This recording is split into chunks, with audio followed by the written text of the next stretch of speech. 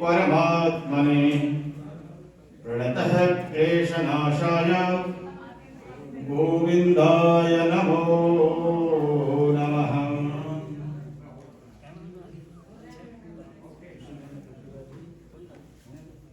आज सभी भक्तगण यहाँ पे भारत के पर्वों में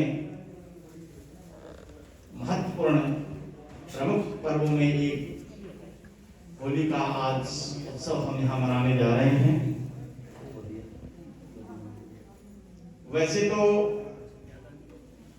प्रतिदिन उत्सव है, परंतु हम गृहस्थ जीवन में हैं, बहुत से कार्य करने होते हैं, इसलिए कुछ ही दिनों को ऐसा सुनिश्चित किया गया है कि हम उस दिन बड़े हर्ष और उल्लास के साथ उस पर्व को, उस उत्सव को मना सकें। होली का पावन पवित्र पर्व हम क्यों मनाते हैं, इसके कई प्रमुख कारण हैं, कई कथाएं हैं प्रचलित। सबसे पहले तो होली का दहन क्यों होता है, इसको आप सभी जानते होंगे, भागवत में श्रवण किया होगा आपने। हिरण्यकश्यप और प्रहलाद की कथा को। हिरण्यकश्यप एक ऐसा राक्षस था जिसने बड़ी कठिन तप की साधना की और उसने यह वरदान प्राप्त किया अपने बुद्धि के अनुसार कि हम न तो दिन में मरे, न रात्रि में मरे, न किसी पशु से मरे, न किसी मनुष्य से मरे, न अंदर मरे, न बाहर मरे, न सुबह मरे, न शाम को मरे, रात्रि में मरे।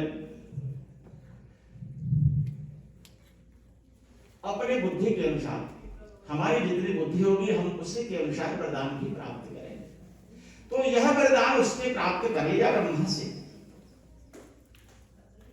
और उसी कुल में प्रहलाद का जन्म होता है, भक्त प्रहलाद, जो भगवान विष्णु के अनन्य भक्त हैं। परंतु चूंकि कुल राक्षस का है, वहां भगवान की पूजा, भगवान की उपासना और भगवान के नाम का स्मरण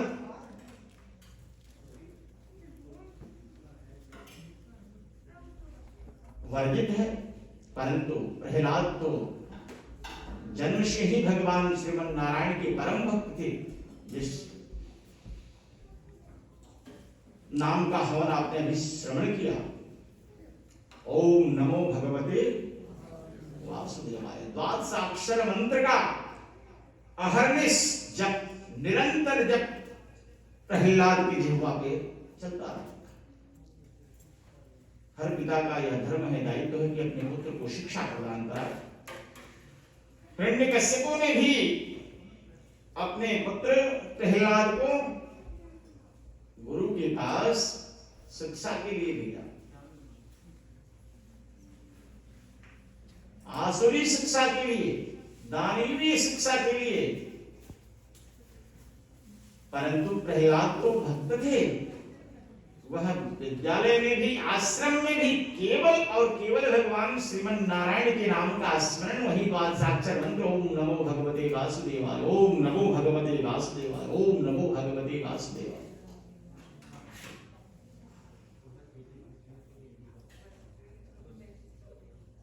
भगवान का वैरी था हिरण्यकश्यप। जब रिपोर्ट कार्ड गुरु जी से मांगा गया कि क्या अध्ययन किया, हर माता पिता अपने बालक के शिक्षक से पूछते हैं, जानना चाहते हैं कि हमारा बच्चा, हमारा बालक क्या अध्ययन कर रहा है। ऐसे ही हिरण्यकश्यप ने भी जब गुरु से उनकी शिक्षा के संबंध में पता किया, तो गुरु ने बताया कि यह तो केवल श्रीमन नारायण के नाम का स्मरण करता है। हिरण्यकश्यप रुष्ट हो गया और उसने प्रहलाद को ही समाप्त करने का व्रत ले लिया कि हमारे ऋषियों का नाम स्मरण करता है और अनेक प्रकार की यात्राएं की, अनेक प्रकार की यत्न किए। आपने सभी ने श्रवण किया है उन सभी यत्नों को, शिखर से चोटी से उसको नीचे गिराना, हाथी के पैरों तले कुचलवाना, नाना प्रकार के यत्न किए जिससे प्रहलाद की मृत्यु हो जाए। परंतु जिसपे प्रभु की कृपा हो, जिसपे वरदहस्त हो परमात्मा का, उसका कोई क्या बिगाड़ सकता है। जब कोई भी यत्न, कोई भी प्रयत्न सफल नहीं हुआ तो हिरण्यकश्यप को चिंतित था। उसकी एक बहन थी। देखिए हिरण्यकश्यप को दो भाई थे, हिरण्याक्ष और हिरण्यकश्यप। हमेशा दो हैं, रावण विभीषण, ठीक है। तो उसी तरह से हिरण्यकश्यप और हिरण्याक्ष और उसकी एक बहन थी जिसका नाम था होलिका। वो भी बड़ी साधना की, तपस्या की और उसने भी ब्रह्मा से वर प्राप्त किया। ब्रह्मा ने उसको एक अंगवस्त्र प्रदान किया। अंगवस्त्र का अर्थ शॉल कहें, चादर कहें, दुपट्टा कहें, जो कहें। ब्रह्मा ने प्रदान किया कि इस अंगवस्त्र का यह प्रभाव है कि अगर इसको तुम अपने शरीर के ऊपर आच्छादित करोगी, रखोगी, तो अग्नि भी तुम्हें जला नहीं सकती। यह उस वो फायर प्रूफ था। आजकल अंग्रेजी में कहते हैं फायर प्रूफ। तो यह उस अंगवस्त्र का प्रभाव था। उनका ने अपने भाई हिरण्यकश्यप को देखा कि बहुत चिंतित है। उसने पूछा कि भैया आप इतना चिंतित क्यों हैं? तो उसने बताया कि मैं इतना यत्न किया ये प्रहलाद के लिए, परंतु कोई भी यत्न हमारा सफल नहीं हुआ। तब होलिका ने कहा कि भैया यह कार्य मैं करूंगी, यह दायित्व मेरे ऊपर सौंप गया, क्योंकि मेरे पास यह अंगवस्त्र है, इसके प्रभाव से मैं अग्नि से बच जाऊंगी। और चिता सजाई गई, जिसे आप होलिका के नाम से जानते हैं। होली उसी का नाम से यह दहन है। चिता सजाई गई, उसके प्रहलाद होलिका के अंक में बैठी। परंतु वहां भी ओम नमो भगवते वासुदेवाय, ओम नमो भगवते वासुदेवाय, यह मंत्र का अनवरत अबाध गति से यह जब चलता था। देखिए जब एक ऐसी चीज है जो कि आपके किसी भी कार्य में बाधा नहीं उत्पन्न करती, और कोई भी पूजा पाठ आप करेंगे ना, कोई कार्य आपको रोकना पड़ेगा, ठीक। लेकिन यप एक ऐसा चीज है जिससे आपका कोई भी कार्य, सांसारिक कार्य बाधित नहीं है। आप गाड़ी चलाइए, परंतु ओम नमो भगवते वासुदेवाय, ओम नमो, गाड़ी गाने सुनते हैं, सब कुछ करते हैं कि नहीं करते हैं। और आप 24 एग्जिट निकल जाता है किसी ना बुलेवार्ड का, हिंदू से डराना हो। ऐसे ही कोई भी कार्य में बाधा नहीं उत्पन्न करता है। ये हमें भी यत्न करना चाहिए। ये सब कथाएं इसीलिए हैं, केवल आज सुन करके होली दहन करके चले जाए नहीं,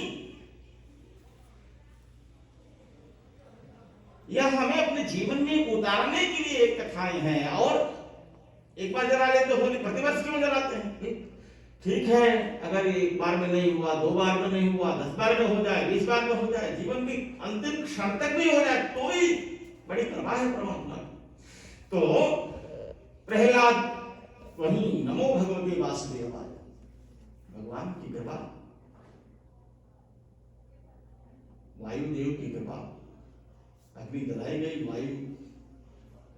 वायु ने ऐसी कृपा की कि वह जो अंगवस्त्र था वह प्रहलाद को आच्छादित कर लिया, और होलिका जो है वह भस्मीभूत हो गई।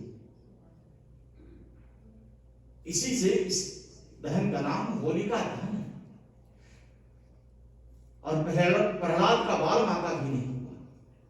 जब यह भी यत्न सफल नहीं हुआ होलिका दहन भी हो गया, फिर भी प्रहलाद बच गया, तब तो और क्रोधित हो गया हिरण्यकश्यप, और उसने खम्भे में, लोहे के खम्भे में जो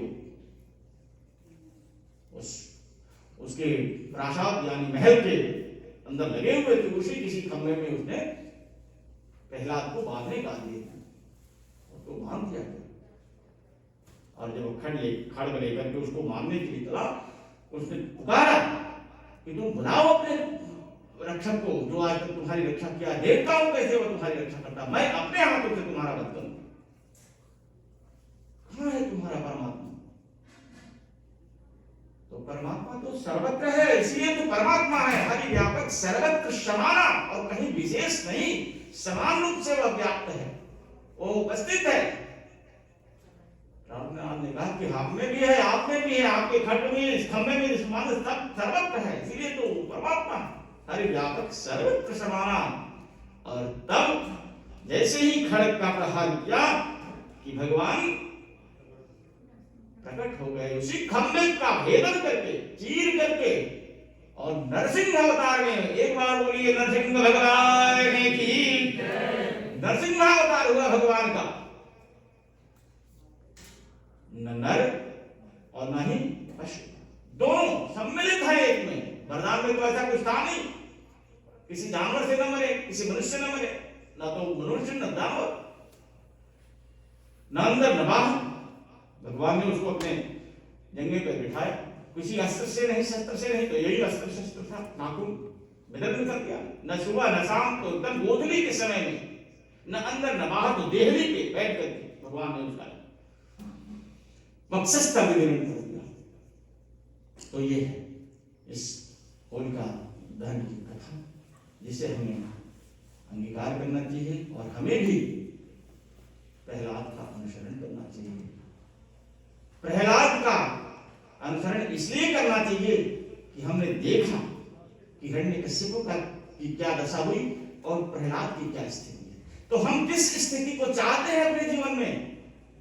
प्रहलाद की स्थिति को, या अपना वक्षस्थल विवरण करना चाहते हैं, या हिरण्यकश्यप?